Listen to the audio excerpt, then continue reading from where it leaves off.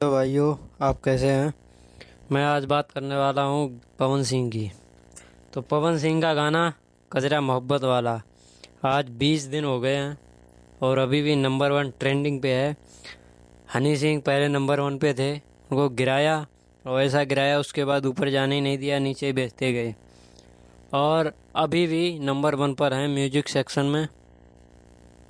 और धौंस जमा रखा है कि बाबा पावर पावर ऐजे से शुरू हुई, ऐजे ख़त्म हो जाए। और एक कल भजन आया है पवन भैया का, पूछे ले पवनवा। हाँ, पूछे पवनवा ए माई।